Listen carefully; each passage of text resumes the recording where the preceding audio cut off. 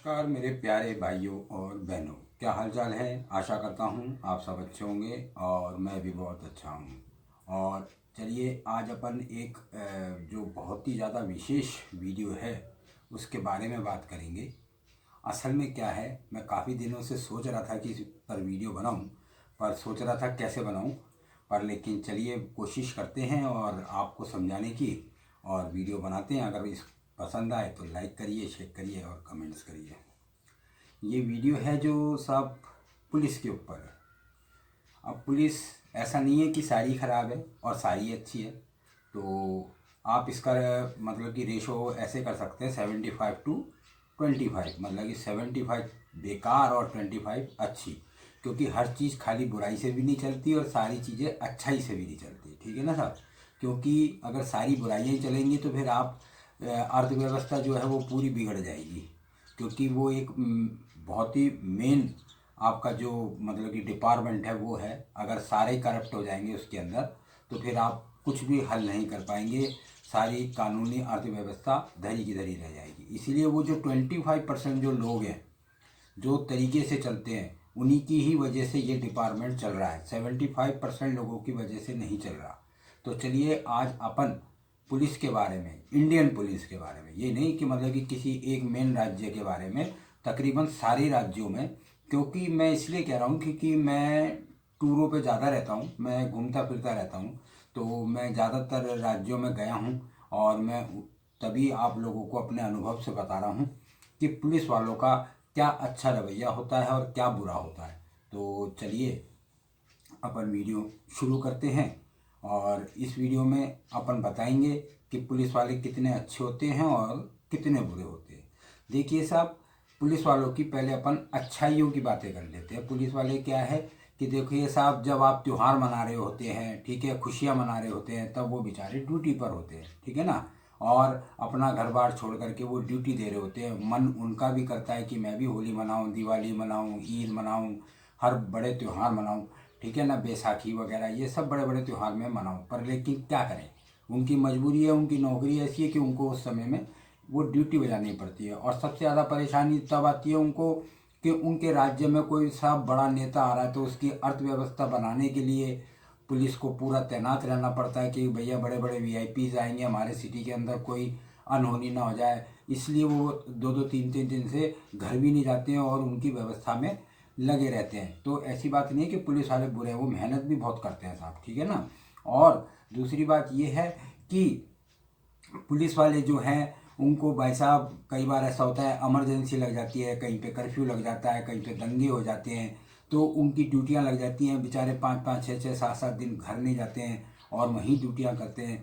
तो ऐसा नहीं है कि पुलिस वाले बुरे होते हैं, ठीक है ना साहब। अब आप एक चीज़ को मेरे को बताइए, जब पुलिस के अंदर आपकी भर्ती होती है तब गवर्नमेंट ये कहती है, रूल रेगुलेट कि जी आप बिल्कुल फिट होने चाहिए हो, आपका पेट अंदर होना चाहिए, आपका सीना बाहर होना चाहिए, आप इतने किलोमीटर की रनिंग कर सकते हो, ठीक है, तो आपको पुलिस में रखा जाएगा। आपकी आंखें सही होनी चाहिए, आपके हाथ पैर सही होने चाहिए, आपको तब पुलिस में भर्ती मिलेगी, ठीक है ना साहब। पर लेकिन मैं कहता हूँ वो सारी चीज़ें तब कहाँ जाती हैं कि जब पुलिस वाला पुराना हो जाता है, उसका पेट आप देखिए भाई साहब कितना कितना बाहर निकल जाता है, ठीक है, और मोटे मोटे चश्मे लग जाते हैं। चलो चश्मा तो एक समझ में आता है कि भाई साहब वो एक मजबूरी वाला है, वो तो उम्र के हिसाब से सबके लगता है। पर लेकिन भाई साहब जो इनके पेट निकल रहे हैं, कल को कोई अपराधी उनके सामने कोई घटना करके भाग रहा है तो इनकी इतनी हिम्मत नहीं है कि ये 10 कदम भाग करके उसको पकड़ ले, ठीक है ना। इनके लिए तो चलना ही भारी पड़ जाता है। तो मैं आपको यही चीज़ कहूँगा कि जो चीज़ें आप जब उनको भर्ती के समय में कहा जाता है तो उनके लिए एक स्पेशल जिम बनाया जाए और ये कानून लाया जाए कि भाई साहब जब तक आप पुलिस में जॉब करेंगे, ठीक है ना, तब तक आपकी फिटनेस वो ही रहनी चाहिए। अगर आपकी वो फिटनेस नहीं है तो आपको नौकरी छोड़नी पड़ेगी, ठीक है। तो पुलिस वाला अपने आप ही अपने आप को फिट रखेगा। अच्छा, दूसरी बात ये कि पुलिस के अंदर भाई साहब तनख्वाह से ज़्यादा मलाई है। अब आप सब समझ रहे होंगे मलाई किसे कहते हैं, ठीक है ना। मलाई कहते हैं रिश्वत को, ठीक है ना। तो पुलिस की ज़्यादातर नौकरी लोग बाग इसलिए करते हैं कि भैया अपने को मलाई मिलेगी, है ना। और मैं तो ये कहता हूँ बल्कि पुलिस की डायरेक्ट भर्ती होनी ही नहीं चाहिए। क्यों नहीं होनी चाहिए कि देखिए जो अपने देश के फौजी हैं, जो बेचारे 19-20 साल की जो जॉब करते हैं भाई साहब, इतनी कड़ी जॉब होती है कि हर आदमी के बस की नहीं है। सर्दी में जब अपन यहाँ रजाई में सिकुड़ रहे होते हैं तो वो बेचारे हिमालय में, कारगिल वगैरह में ड्यूटियाँ बजा रहे होते हैं ठंड के अंदर। भाई साहब हालत ख़राब हो जाए, आप यहाँ नहीं रह सकते रेगिस्तान में, और वो तो बेचारे जाकर के बर्फ़ों में रह रहे हैं। ठीक है, बरसातों में आप निचले स्थान में चले जाओ, वहाँ पे बरसातों में बेचारे ड्यूटियाँ बजा रहे हैं।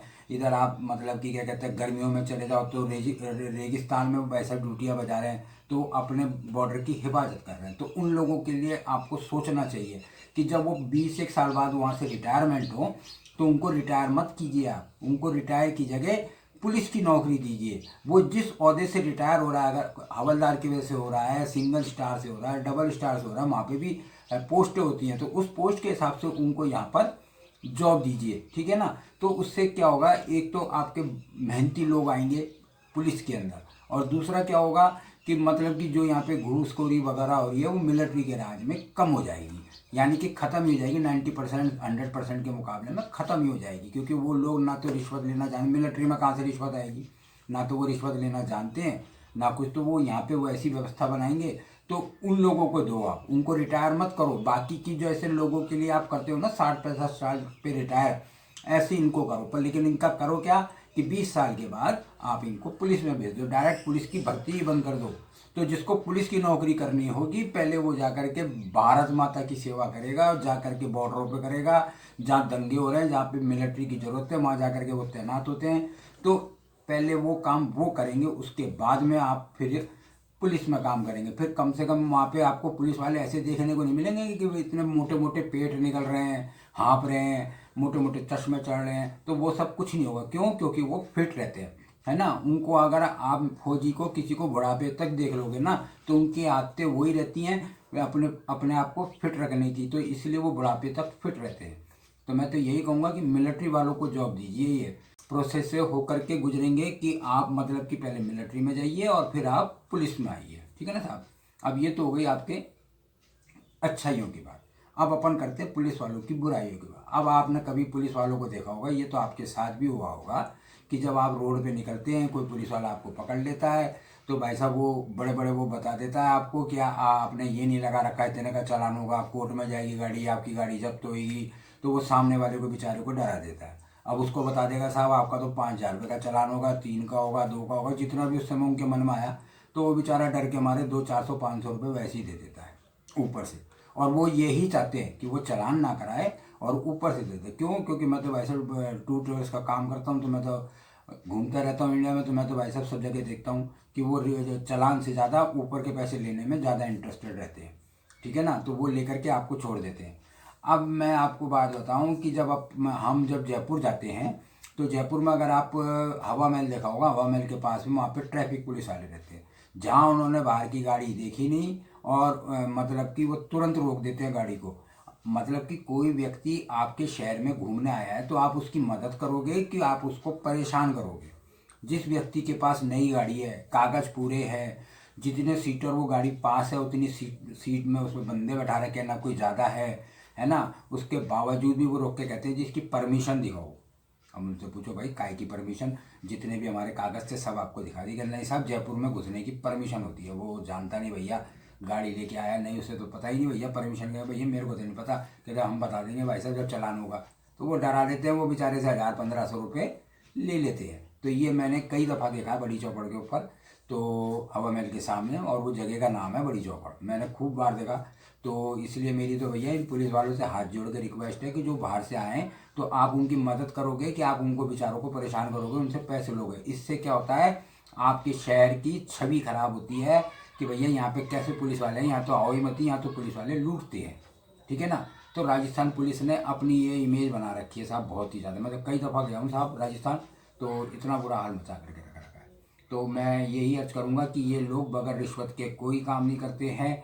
आज आप देख लो, हेलमेट वालों के चालान करते हैं, सीट बेल्ट वालों के चालान करते हैं, लाइसेंस वालों के चालान करते हैं। तो मेरे को आप एक बारी बता दीजिए, बुरा मत मानिए, कि ये जो मोटरसाइकिल पे घूमते हैं, तो अगर आप कहोगे तो मैं आपको अगर कमेंट्स में आप लिख के भेजोगे तो मैं 50 फोटो भेज दूंगा कि ट्रैफिक पुलिस वाले हो गए, मेन पुलिस वाले हो गए, मोटरसाइकिल पे पीछे बैठ जाते हैं। वैसा ना तो उनके हेलमेट होते है ना, कुछ भी नहीं होता, वो बगैर हेलमेट के बैठे हुए होते हैं, मज़े से चल रहे होते हैं। ठीक है ना, कोई रोक टोक नहीं है। क्यों भाई, कानून उनके लिए क्या अलग है या आम आदमी के लिए अलग है ना? कानून तो सबके लिए सेम है ना। अगर वो हेलमेट पहन के नहीं जाते तो उस बंदे का चालान करो ना कि भैया तेरा हेलमेट कहाँ है जो टू व्हीलर चला रहा है, ठीक है। और दूसरी बात, ये जितनी भी ट्रैफिक पुलिस की गाड़ियाँ चलाते हैं, एक बंदे को भी दिखा दो किसी ने सीट बेल्ट लगा रखी हो। कोई ट्रैफिक पुलिस वाला सीट बेल्ट लगाता है? नहीं लगाता, बगैर सीट बेल्ट के गाड़ियाँ चलाते हैं और ये दुनिया जान के सीट बेल्टों के चालान करते हैं, ठीक है।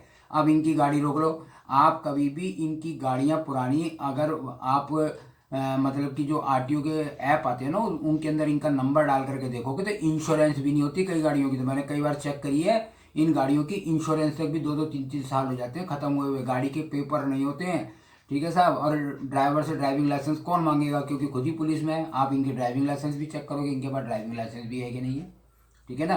कभी आप इनके पुलिस वालों की गाड़ियाँ आरटीओ के ऐप के अंदर डाल करके देखना, तो उसके अंदर इंश्योरेंस भी नहीं मिलेगा उनका, ठीक है ना।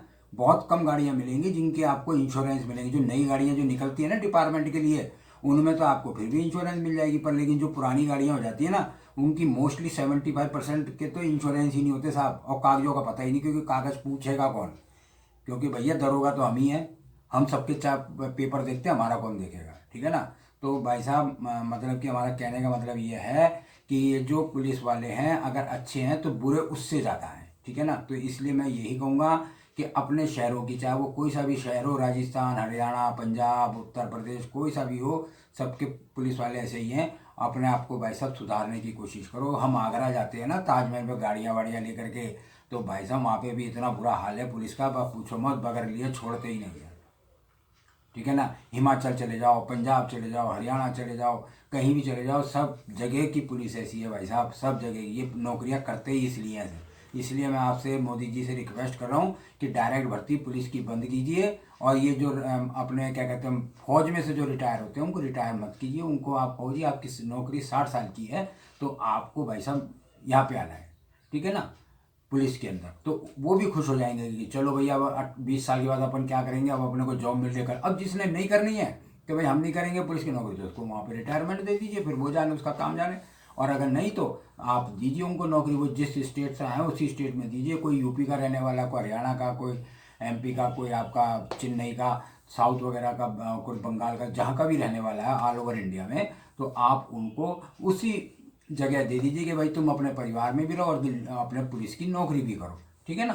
तो मैं तो ये रिक्वेस्ट करूँगा। और अपना फिर पुलिस का महकमा इतना बढ़िया हो जाएगा कि आने वाले समय में अगर कोई भी बाहर से आएगा ना तो वो कहेगा वाकई यार पुलिस हो तो इंडिया की जैसी। मैं तो यही चाहता हूँ साहब, मेरे देश का नाम रोशन हो और बढ़िया पुलिस वाले यहाँ पे हों, किसी आम आदमी को परेशान नहीं करें। हाँ आपकी ड्यूटी है, आप पेपर चेक कीजिए, पेपर आप चेक कीजिए, अगर उसके कंप्लीट है तो उसको जाने दीजिए, ठीक है साहब। और उनको मतलब कि सजेस्ट भी करें कि यहाँ जाएँ, यहाँ जाएँ, इधर जाएँ, उधर जाएँ, इधर होटल अच्छे हैं, तो आप सजेस्ट कीजिए जिससे वो बेचारे लूटे भी नहीं जो आउट ऑफ सिटी से आए हैं, क्योंकि उनको अच्छे होटल मिलेंगे, अच्छा खाना पीना मिलेगा, तो वो तारीफ़ करके जाएंगे अपने शहर की। चाहे वो कोई सा भी शहर हो, चाहे वो आगरा ही क्यों ना हो, चाहे वो जयपुर क्यों ना हो, उदयपुर क्यों ना हो, है जोधपुर क्यों ना हो, मतलब कि जितने भी टूरिस्ट प्लेस हैं, तो वहाँ पे जहाँ भी लोग बाग जाते हैं देखने के लिए, तो वहाँ पे सब राजी खुशी जाएंगे, ठीक है ना साहब।